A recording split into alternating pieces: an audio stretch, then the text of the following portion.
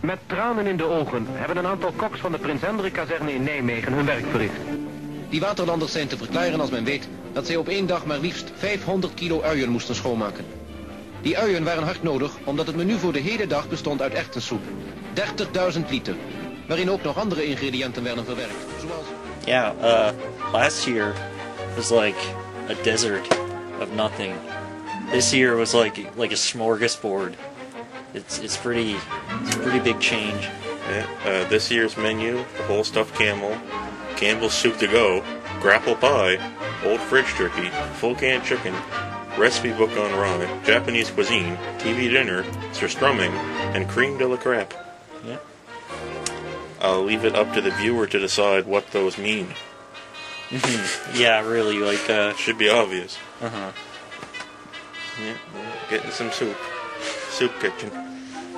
Yeah, getting some handouts. This is the... It was actually difficult to pick a creme de la crêpe because it's just like there were so many good games this year. Look, it's the Steam community. Look, they're getting sales. Yeah. Oh my god, 80% off. Man, I got it for 50 cents. Awesome. Okay, creme de la crêpe. Yeah, neither of us have actually played or... Well, I've personally not even seen Aliens Colonial Marines. I don't want to see it. We just decided, since it was the one that was, like, universally panned, that's... I have a personal stake in this because I was looking forward to this game for months until it actually came out, and then I realized what a sham it was. But there was people out there waiting for this game for years, because this game has been in and out of development hell since, the better part of that generation. Well, I guess it's better to know the story. Yeah, it's... Yeah, I don't have an opinion on it, but... Yeah, I guess it's a good candidate. It's pretty horrible. Trust me, it's a testament to the fact that a developer simply doesn't need to try anymore. They can just slap together a good-looking trailer and sell a game based off that. You know, it's kind of like the movie industry. Just lately, movie trailers have been getting better, and actual movies have been getting worse. Mm-hmm. So now I'm just starting to watch trailers. Yeah, there's been a lot of talk about that with the Man of Steel, how the whole thing is just... the whole thing's just a set of quotes used to create a trailer. Yeah. It's kind of retarded. But... The Man of Steel trailer was better than the movie. Like, I still watch the trailer sometimes. Yeah. What's next? What's next? What could it be? Surstrumming. Oh yeah, this is the one that we... It needs to be in the video, but we just couldn't get it anywhere, you know? Yeah. It's yeah, Zelda, obviously. It's kind of like it's such a like Zelda game. It's crazy, and there's nothing particularly good about it, nothing particularly bad, but it's a really enjoyable game. Personally, having come off Skyward Sword, I was just willing to play anything that was Zelda-ish again. You know, as long as it just played like a classic Zelda game, I think I'd love it at this point. Yeah. And that did prove true, because I did love this game. But really, it's horribly ugly. Mm-hmm. And like it's the best experience I've had with the Zelda game, and a lot of people have had in a long time. Just because it's got no filler, it's got no weird collectathon bullshit. I agree with that. It's just like you're plopped into this world. It's completely non-linear. You can start with any dungeon you want. You just go beat all the dungeons and then beat the last boss, and then you're done. And it's really creative. And the only downside is the graphics, which I think could have been done a lot better. Everything kind of looks like a toy, and not in a good way. Really. Not in like a cute, fun way. Mm-hmm. They look like a toys in like a kind of like a Hot Wheels way. It's not very good. Yeah. Uh-oh, someone's in trouble. To the rescue. What's this? A bar of Bishop's homestyle fudge? What's the big idea? He's got it. He's giving some to the lion. He's caught. No, he's not. They're pals. We sure are. Thanks to Bishop's delicious creamy nut fudge. Bishop's fudge is luscious, and do I love those nuts. Comes in vanilla and chocolate, too. But be sure it's the original. Bishop's Homestyle Nut Fudge, only 5 cents. Made by the makers of Powerhouse Candy Bar. TV dinner. The game that's pretty much a movie. What's this going to be? Can anyone guess what game this is going to be? Oh, I wonder. Man, I'm just straining my mind trying to come up with something. What is it? Oh, it's Beyond Two Souls. What? I thought we picked something else. This is ridiculous. No, this game this is unfair. a movie. Yeah, this game is a movie, and a bad one at that. I don't buy it. Any game on here that's bad, don't buy it to see how bad it is. Just watch a stream of it. Well, yeah, this one can be experienced to its fullest extent by watching a stream of it. Exactly. Because it doesn't have many, like, it has some branches here and there where like a choice will affect something for over the next 5 minutes. Like, they'll have a slightly different outcome, and but like, it's just not worth it. The plot is so terrible. Like, it's so cheesy and Saturday morning cartoon, and it's got so many things that they're just shoved in because they thought it would look cool. And it's got Ellen Page. Yeah, for some reason. That's actually bad. Like, the acting is really good, but it's just that the dialogue just can't be delivered in a way that is actually satisfactory. I can't believe our Lord and Savior Willem Dafoe agreed to be in that. Okay, Japanese cuisine.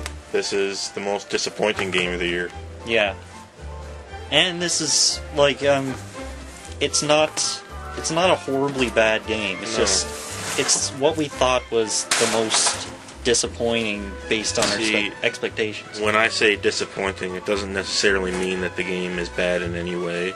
It could be a very, very good game. Mm-hmm. This game could be a candidate for Game of the Year for some people, in fact. Yeah. But for me, I was so excited for it, and it just couldn't possibly live up to those expectations. Yeah. And I think my expectations were well grounded in the reality of the series. Like, I loved every game before this. That's right. You know, I think I had a real stake in that it was going to be good, but it just wasn't. Like, I think it was just too easy. Like, yeah. It's not a matter of casualizing it. It's just, it was so easy that strategy didn't play a part anymore, and it was all like, any time you would die, it would be because of some random outcome. Yeah, or something you didn't see coming. I mean, in a long RPG like that, you really want memorable boss battles and memorable scenarios, and that's right. If there's no challenge to it and no strategy and no tension, you're just gonna, the whole game's just gonna evaporate from your brain after you're done. I can't remember anything about it.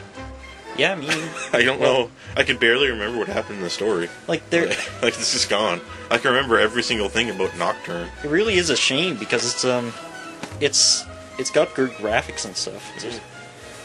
Recipe book on rye. This is SMT4 again, because at the same time as this being the most disappointing game of the year, it also had the best manual. So it's really conflicting for me. It's a very, very nice manual. At no extra. That alone made it a candidate for Game of the Year. Yeah. But, like, eventually we just decided that that's why, it outweighs the excellent manual it comes with. That's why it hurts my brain so much. Mm-hmm. It's just, that's why I can't deal with it. Yeah. But at no extra price, this manual was included with it. And read like a novel, and it was gigantic and color. Mm-hmm. And it has a guide up to a certain point in the game, and it outlines all the mechanics in depth. Like, it actually has element charts and type charts and fusion charts. I don't know why, because you can just get your strength stat up and just massacre everything. Yeah. Because there's no point in... Yeah. Like, the really disappointing thing about this game is that it had the components of the best SMT game up to this point. I know. Like, basically. But it just doesn't put it to use as well as I'd like. No. Well, anyway, it's this one. It's this one. Voor de dagelijkse maaltijd van de duizenden 65-plussers in de Nederlandse bejaardentehuizen zijn overal in het land honderden koks en kooksters druk in de weer. Maar in vele grote tehuizen worden de keukens een flink deel van de dag niet of nauwelijks gebruikt. En het is die leegstand die geleid heeft tot een samenwerking tussen verschillende tehuizen op het gebied van de voedselvoorziening. Zo koken bijvoorbeeld de koks van het grote Reinalda-huis in Haarlem in de stille uren voor een aantal andere bejaardencentra in Haarlem, Zandvoort en Amsterdam. Zo worden de kostbare keukeninstallaties effectiever gebruikt en wordt er tevens bespaard op personeelskosten. De maaltijden voor de andere tehuizen worden shock gekoeld. Dat wil zeggen dat ze binnen 2 uur van zo'n 80 graden naar 2 graden worden gebracht, waardoor smaak en vitaminen behouden blijven en bederf wordt tegengegaan. Okay, full can chicken. This is the spookiest game. Spookiest game. Yeah. If you've ever looked up whole can chicken, just do it. Pause the video and do it now, and look up whole can chicken. It's a good thing. It's something I want to try eventually, but not too much. Yeah, it's basically just a large cylinder where you just pop the top, and there's a whole chicken inside, and it just slimes out. It looks like the can's taking a shit. Slimy gravy, and it'll fall apart because it's been sitting in that gravy. Just like Luigi's Mansion 2. When you open up the Luigi's Mansion box, it just slimes out like the box is taking a shit. Anyway, this game is fantastic. I'm gonna buy it someday, but just because it has a mansion in it, it's probably spooky. Yeah. So that made it an instant candidate for the spookiest game of the year. Luigi's Mansion was kind of spooky at times. Yeah. This one, it's probably the same. Yeah. Probably exactly the same. Who knows? Yeah. Who cares? More reviewers should just not play the game they're talking about. Yeah. Be a lot better. Be a better world. It's, if people can't handle opinions these days, we might as well have no opinions. Yeah. Just trust me. It's really the logical conclusion of life. Yeah. Here we got the long pause before the next game comes up. Because we decided to include a game we didn't play. Because it's probably going to get cut. Old fridge turkey. Oh yeah, this is the greatest rehash of the year. Yeah. Pokemon X and Y is, it's a given, because it's a Pokemon game. But, I think it's easily the best Pokemon game, but that doesn't make it not a Pokemon game. So... Yeah, Game Freak has been getting away with this old shtick for 18 years or something. Mm-hmm. And this is no exception. It's definitely an improvement. It's the biggest improvement we've ever seen, but it's the core thing is just Pokemon. Pokemon X and Y. Soon to be Pokemon Z. Yeah. I just gotta hold on to my butt. Pokemon Z will come out. It's coming, because that's just it's like clockwork. It's just going through the motions. It's a really I was impressed with the amount of work that went into the graphics. Honestly, it's actually having all the Pokemon as 3D rendered models is actually an incentive to collect them.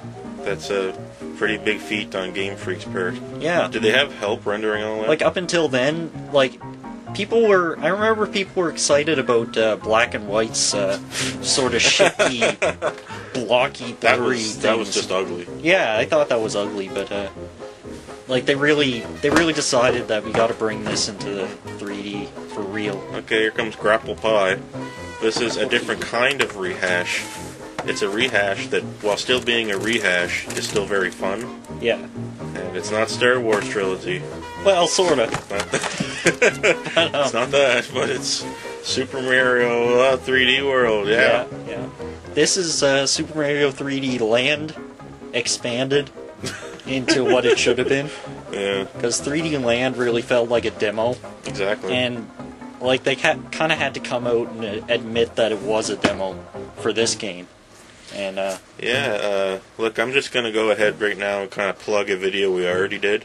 So if you want to learn more about 3D World, well, yeah, we talk about it pretty much as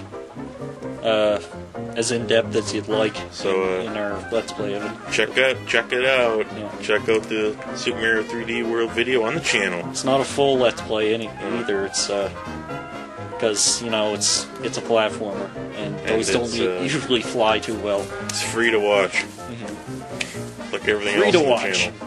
Everything on the channel's free. 50% off this weekend. 50% off free. Get it from Origin.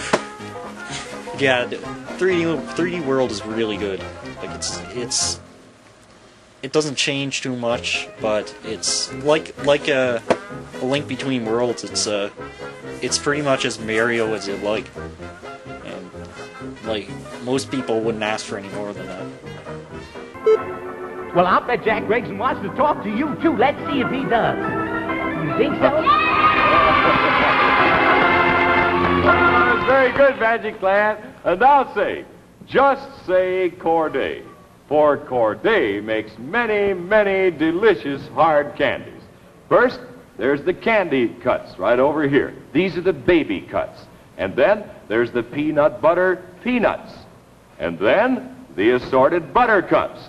And there are many, many other hard candy treats in store for you. For instance, here are the black walnut chips.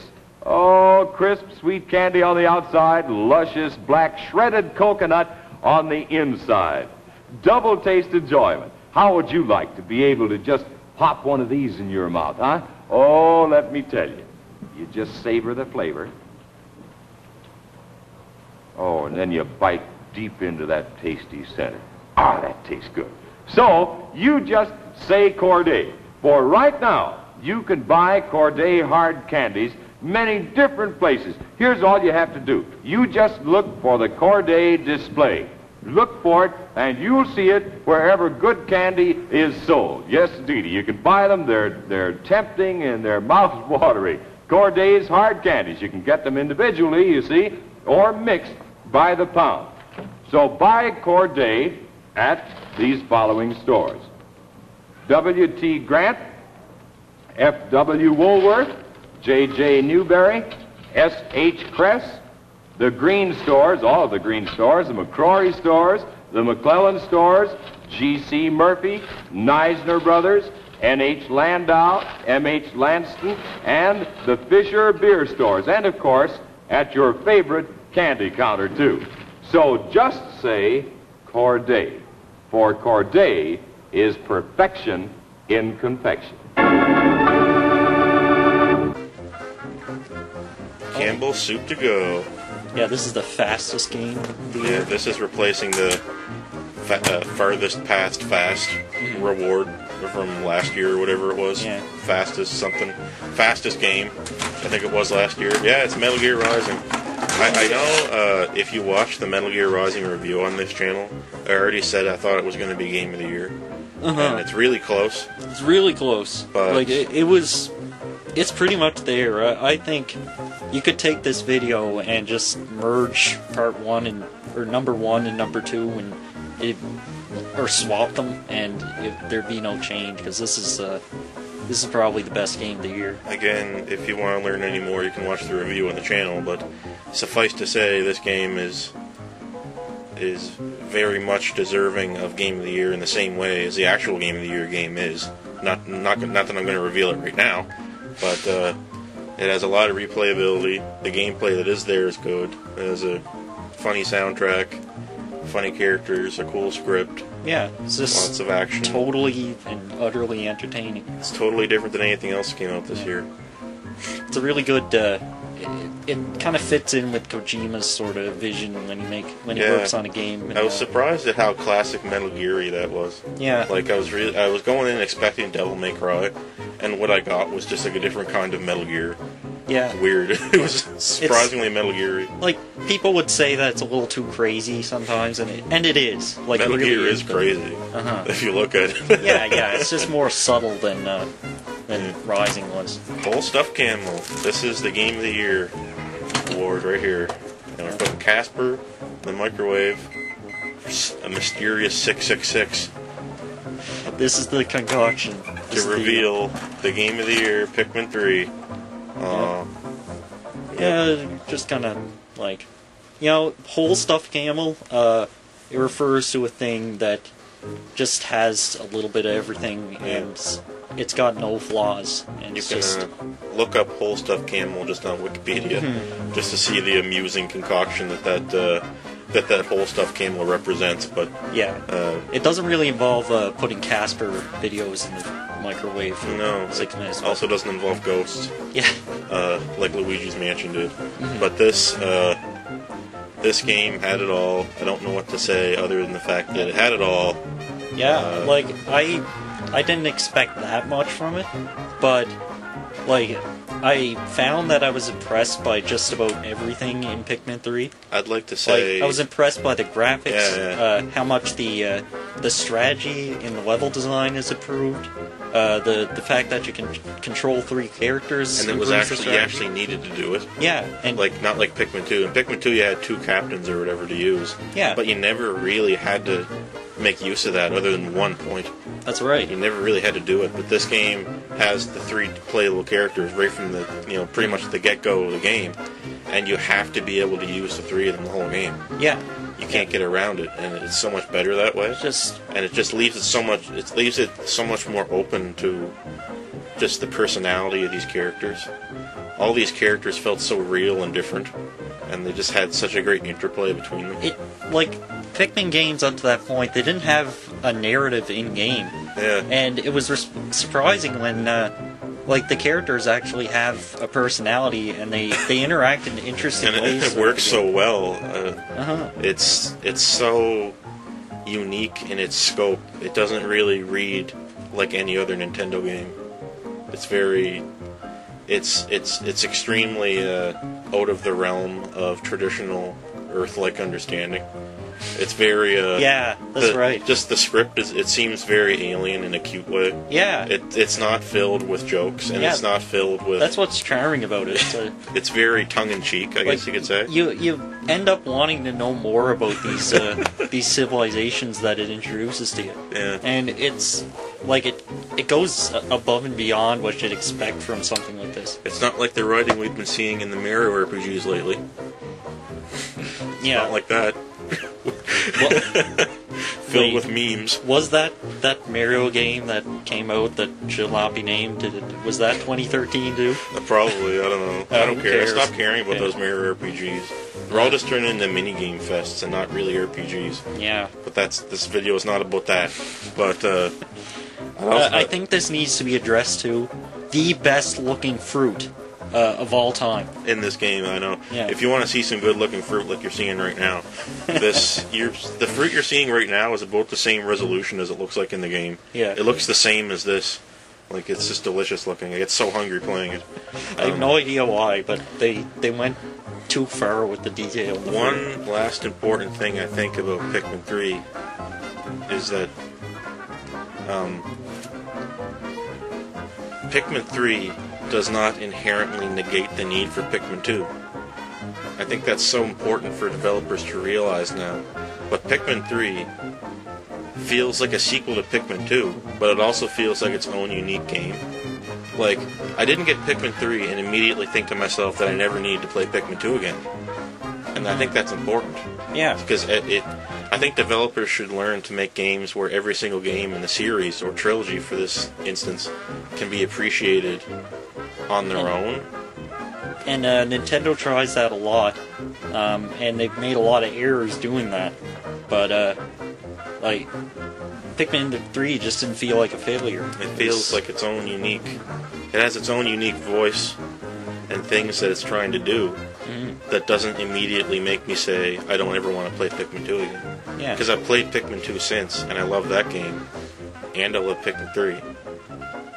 So, there's nothing... It's better than I thought it was going to be. It's been in development for a long time, and usually that's a red flag. Well, I just thought, something in development that long is probably going to fall apart. Like it always does like now. Duke Nukem Forever. That's so weird. It's like when a game has a longer development time, it gets worse. Yeah. It's kind of confusing. Yeah, you hype it up. You can like jokingly hype it up like people did with Duke Nukem Forever, but really, when something's in development hell, that means it's like the vision really isn't being produced. It's not like they're tacking on levels for that whole time. Too many cooks it's gonna in end the up kitchen. you're gonna end up with like an 80-hour long Duke Nukem game. Too many conflicting ideas, and no one authorial voice. Yeah. Anyway. Too much progressing technology. Yeah, technology getting ahead of the game, and then you go back and retool it. I think they had to push Pikmin 3 across at least since the Wii came out. Just because, I don't know why, but I guess it wasn't done by the time they started working on the Wii U, and they decided, like, we might as well make this a killer app for Wii U. And, anyway, if you have a Wii U, you really, even if you haven't played Pikmin before, and you want to get into it, it's a great jumping in point, because every game is so unique and original and not immediately requires knowledge of the previous game. It might make it more interesting for you playing Pikmin 2 earlier, right, than playing Pikmin 3, because there is Easter eggs and callbacks to Pikmin 2, but that is in no way a necessity to enjoy Pikmin 3 to its fullest. So, and for all those reasons, Pikmin 3 is our game of the year, clearly. Yeah. And that's 2013 in a nutshell. Yeah, it's hope 2014 is half as good as this, because there were some okay games this year. It kind of is. Like it's well, we have Dark Souls 2 this year. Yeah. That makes it like year of all years. Yeah, this year coming up, 2014 here, we got Dark Souls 2, we got Metal Gear Solid Ground Zeroes, and we got other cool stuff. Other cool stuff. We got Strider. What is it? Oh yeah, Strider. No, it's been a good year. There are games like we're behind on buying games, and that's usually a good sign. Like I've never felt that before. I get a huge freaking backlog, and yeah, it's pretty good.